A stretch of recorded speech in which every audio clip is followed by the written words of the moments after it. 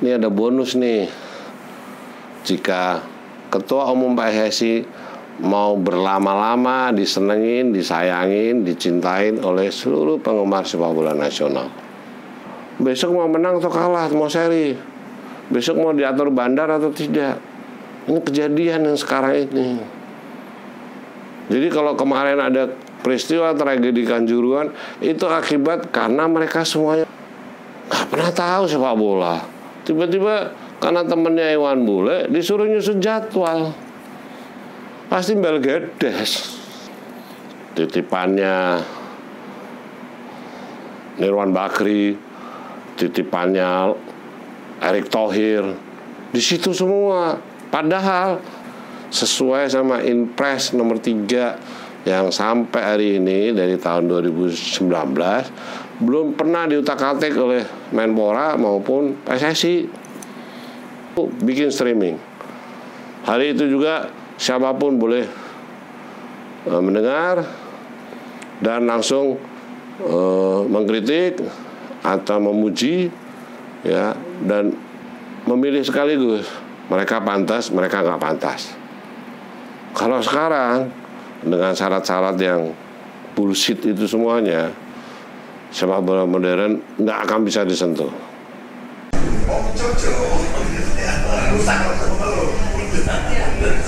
Ya, saya sama Coco Meo teman sekolah dulu ya, zaman-zaman di berapa puluh tahun lalu ya.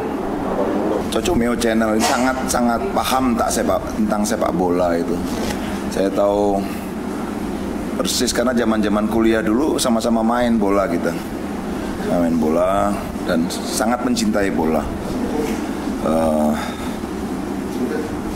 Ya itu Coco Meo Channel. Yo, ayo kita semua bersaudara. Untuk apa saling bermusuhan? Untuk apa saling mendendam? Keringat darah dan air mata, doa-doa sudah dipanjatkan. Sepak bola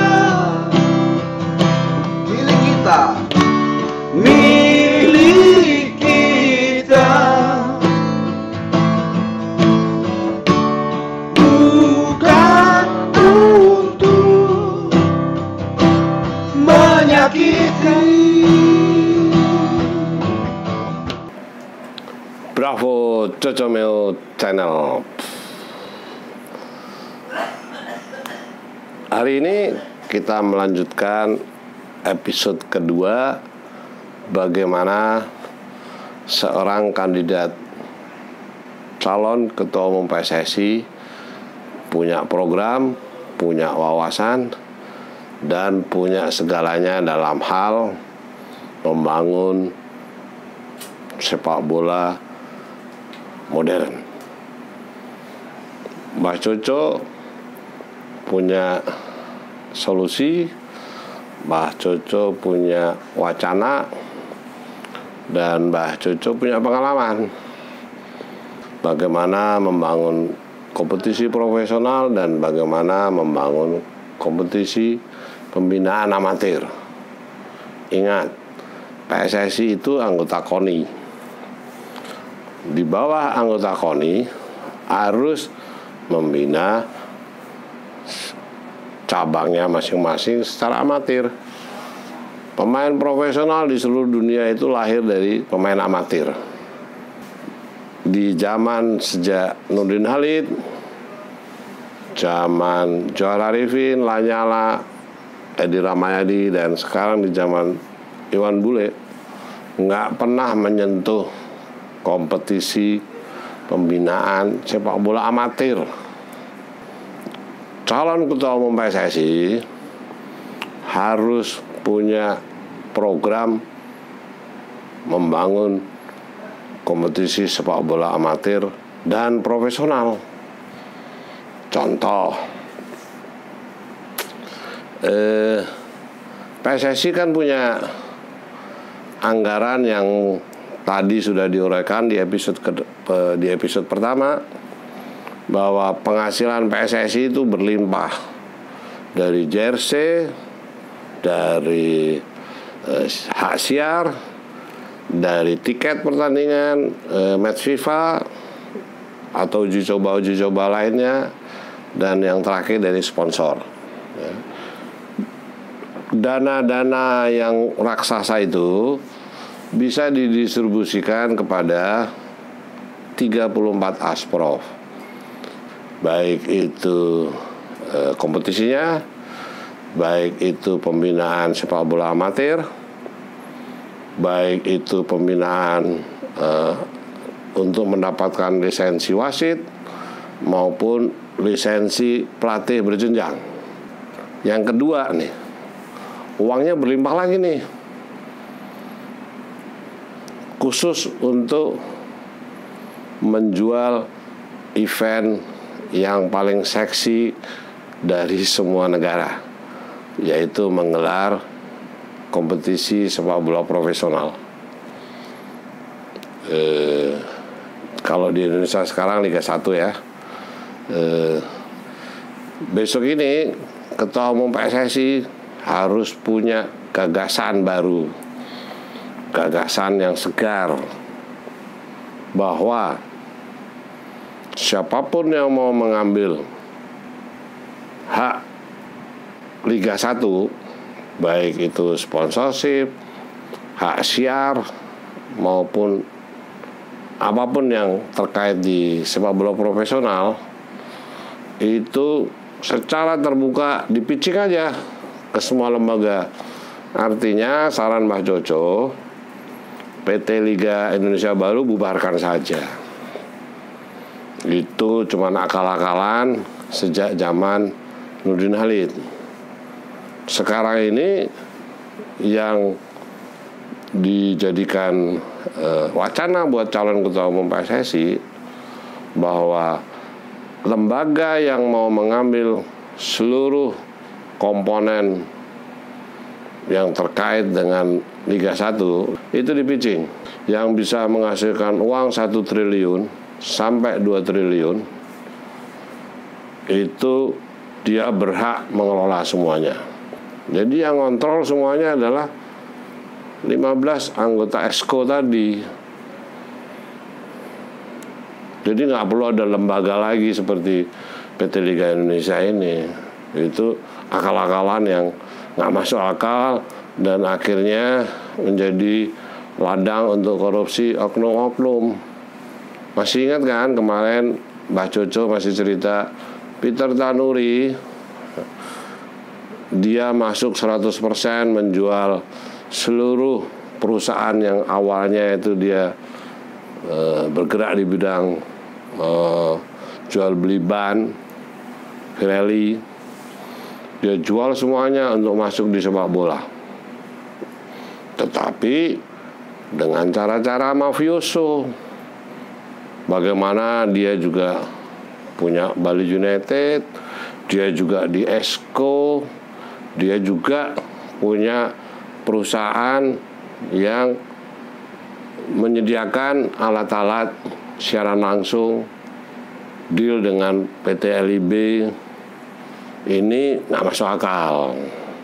Hanya Bali United yang punya duit setiap tahun menghasilkan uang, sementara 17 klub nggak punya bisnis apapun di sepak bola kecuali klubnya masing-masing. Ini tidak sehat. Saran Cocomeo Channel, besok yang mau jadi ketua umum PSSI itu kasih target saja. PSSI membuat rambu-rambu dengan 15 ESCO tadi yang expert di bidangnya masing-masing nih, yang jago membangun komunikasi media, medsos, ya dia dikasih peran untuk mengelola standar siaran langsung, hak siar. Karena di zaman sejak Nurdin sampai hari ini, itu ketika diambil oleh pemilik televisi, hak siar, itu hak siaran langsung, maksudnya gini, produksi teknis siaran langsung nih, baik itu komentator, baik itu host, itu wilayahnya televisi. Padahal gitu, ini sepak bola modern yang profesional itu benar-benar bisnis pure. Jadi host televisi yang memiliki hak siar, yang membeli hak siar Liga 1, Liga 2, Liga 3, itu secara teknis nih, hostnya saja yang memilih, yang punya hak itu PSSI. Komentator televisi yang memiliki dan membeli hak siar itu dia nggak punya hak untuk memilih komentator. Yang punya hak memilih komentator itu adalah PSSI. Itu di FA Inggris begitu, kualitasnya dijaga. Di sana semua komentator, semua mantan pemain Liga Inggris yang legenda semua, paham tentang sepak bola Inggris, paham karakter pemain sepak bola Inggris. Di Indonesia komentatornya entah berantah, aturan main mereka bicara bagaimana sebagai komentator saja nggak ada ilmunya. Hostnya cakadal, acak-acakan. Yang milih televisi sekarang ini, yang milih Indosiar, nggak boleh. Host di televisi dia boleh membeli hak siar, tetapi konten di dalam hak siar itu yang punya PSSI. Sehingga kualitas siaran langsung itu benar-benar yang ngontrol PSSI. Mereka di layar TV di rumah masing-masing itu dapat referensi lengkap. Kenapa? Karena komentatornya itu pemain bola. Dia pernah nangis, dia pernah cedera, dia pernah kecewa, dia pernah happy banget karena timnya juara. Dia pernah tahu diusir sama wasit, punya pengalaman. Dia bisa bercerita bahwa tackling ini adalah main-main atau beneran. Kalau komentator bukan pemain bola atau wartawan tapi pernah main bola, nggak bisa selengkap mantan pemain. Coba tanya FIFA, yang ngontrol siaran langsung besok Piala Dunia itu siapa? FIFA. Ente harus begini. Di luar itu nggak bisa. Punya duit banyak nggak penting kalau nggak ikutin standar. Nah, hal-hal yang seperti itu harus dijalankan, dilakukan dengan terobosan-terobosan yang modern dan profesional. 15 Esko nanti cari orang yang ahli di bidang broadcast, paham sepak bola, paham broadcast. Mbak Coco pernah di situ, tapi jangan pilih Mbak Coco. Tapi bicara broadcast, ya Mbak Coco paham. Masih ingat kan Planet Football itu penciptanya Mbak Coco. Makanya Mbak Coco punya referensi itu. Nah, hal-hal yang seperti itu Iwan Bule sama 12 Esko kemarin nggak ngerti, nggak paham. Pahamnya cuman mau lolos 8 besar segini, mau tahu siapa yang mimpin wasit segini, besok mau menang atau kalah, mau seri, besok mau diatur bandar atau tidak. Ini kejadian yang sekarang ini. Jadi kalau kemarin ada peristiwa tragedi Kanjuruhan, itu akibat karena mereka semuanya masa bodoh dalam masalah bagaimana membangun organisasi panitia pertandingan di setiap klub. Nggak ada ilmunya. Bagaimana membangun lembaga tiketing di sebuah klub, nggak ada. Bagaimana sekarang ini semakin modern dengan digital. Itu calon ketua umum PSSI dan jajaran Esko-nya harus punya wawasan itu. Nilai sebuah event sekali berliga 1 sekarang ini murah sekali. MTEK yang membawain Indosiar dan SCTV itu cuma membeli 250 miliar satu musim. Terus Amtek punya opsi untuk membawa sponsorship. Jadi sponsor katakan BRI tidak lewat LIB lagi, nggak lewat PSSI, lewat Amtek dealnya. Nah, besok ini saran Mbak Coco, satu gelondongan aja. Sponsorship, title, hak siar, sama sponsorship yang terkait di dalam siaran langsung, itu satu paket aja dijual. 1 triliun sampai 2 triliun. Pasti rebutan. Jadi saran Mbak Coco kepada kandidat calon ketua umum PSSI dan Esko besok-besok itu harus dipilih, dikasih kriteria, bukan lagi sudah berkecimpung di 5 tahun deh, atau harus berusia di atas 30, nggak usah. Yang punya skill tentang aturan main sepak bola modern di perwasitan, berarti semua calon mantan wasit dikasih kesempatan. Kasih kesempatan. Jangan seperti sekarang ini. Riyad sebagai anggota Esko, mana tahu dunia wasit, nggak pernah jadi wasit. Itu terjadi gitu. Jadi besok itu di Esko harus ada mantan wasit yang selama berkarir jadi wasit bersih, tidak main suap menyuap, tidak pernah disuap, selalu mengikuti perkembangan aturan main di FIFA. Terus di bidang pembinaan banyak orang. Saya sudah dapat japri-japri, nanti dia harus ada orang seperti Ferel Hatu, harus ada orang seperti Fakhri. Ya dikasih kesempatan, disuruh bikin program yang terbaik, yang masuk akal, nalar, sesuai sama sosial budaya tanah air, kasih kesempatan. Di Thailand ini ada anggota Esko 2 dari mantan pemain bola. Di Thailand sudah seperti itu. Ada orang yang terpilih jadi Esko yang paham jadwal kompetisi sesuai standar FIFA.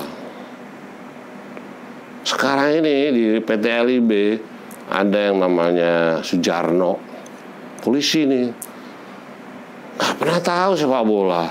Tiba-tiba karena temennya Iwan Bule disuruh nyusun jadwal, pasti belgedes, blunder terus. Sekarang ini titipannya Iwan Bule, titipannya Nirwan Bakri, titipannya Erick Thohir, di situ semua. Padahal mereka untuk jadi Esko nggak ngerti bola.